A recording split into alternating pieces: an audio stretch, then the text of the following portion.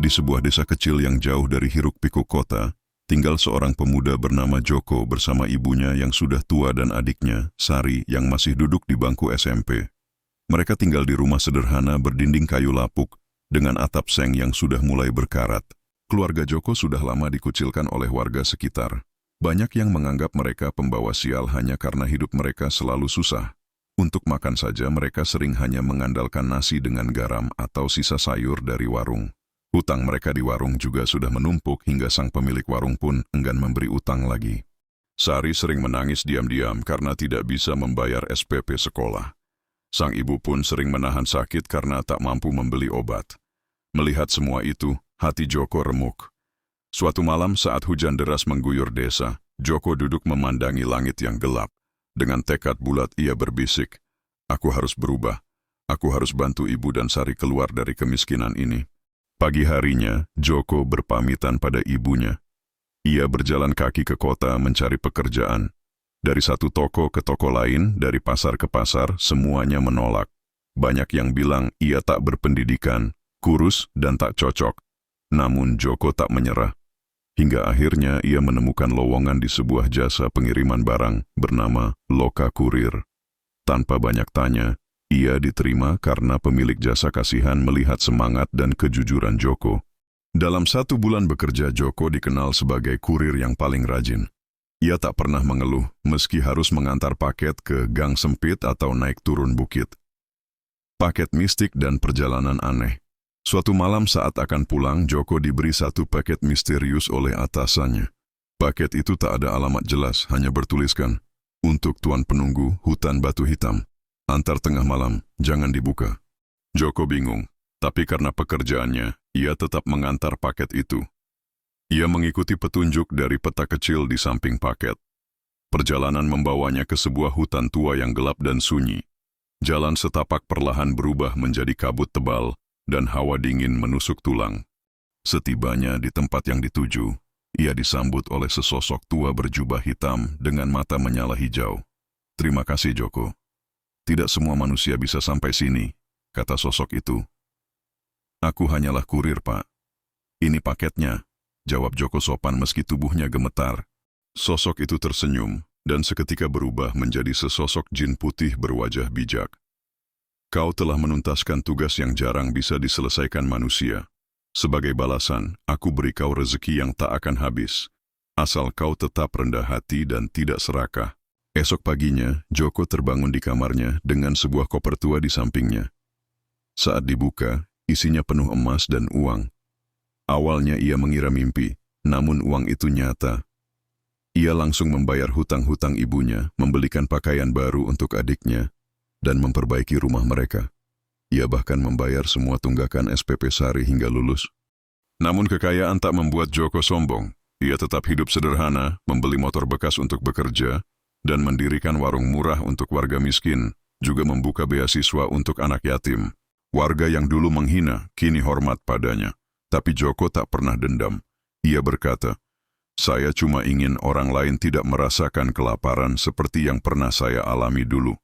Dan setiap malam, Joko selalu mengantar paket seperti biasa, menjaga rahasia antara dia dan sang jin penunggu. Karena di balik kekayaannya, ada kisah mistis yang tak bisa ia ceritakan pada siapapun. Setelah kehidupannya berubah drastis, Joko tak pernah melupakan pesan sang jin penunggu. "Rezekimu akan terus mengalir, asalkan kau tetap rendah hati dan bersedia membantu ketika dipanggil kembali." Awalnya Joko mengira semua sudah selesai. Tapi suatu malam, ketika bulan purnama tergantung sempurna di langit, sebuah paket misterius muncul di depan rumahnya. Tidak ada yang mengantarkannya, tapi paket itu sama persis dengan yang dulu ia bawa ke hutan batu hitam. "Tugas kedua telah tiba. Antar ke pintu akar tua sebelum fajar menyingsing. Jangan dibuka. Jangan menoleh ke belakang." Joko terdiam. Ia tahu ini bukan paket biasa. Ia tahu dunia manusia dan dunia jin tak sepenuhnya terpisah. Tanpa memberitahu ibunya, Joko kembali menyalakan motornya dan berangkat ke arah yang tertulis dalam paket. Jalanan desa mulai sepi, suara hewan malam terdengar jelas. Ia melewati ladang, hutan kecil, hingga akhirnya tiba di sebuah pohon beringin besar yang menjulang dengan akar menggantung ke tanah. Saat ia meletakkan paket itu di depan akar pohon, tanah di bawahnya bergetar. Akar-akar itu membuka seperti mulut besar, dan sesosok jin perempuan muncul perlahan. Wajahnya pucat dengan sorot mata merah redup. "Terima kasih, manusia terpilih," ucap jin itu dengan suara seperti angin malam. "Apa isinya?" tanya Joko tanpa sadar. Jin itu menatapnya. "Kau tak perlu tahu, yang penting kau sudah menunaikan bagianmu." Kemudian, angin berhembus kencang, dan tiba-tiba semuanya gelap. Keesokan harinya, Joko bangun di kamarnya seperti biasa. Namun ia merasa berbeda. Saat menyentuh tanah, rumput yang kering berubah menjadi hijau. Saat menyentuh ember retak di belakang rumah, ember itu utuh kembali. Ia mulai sadar.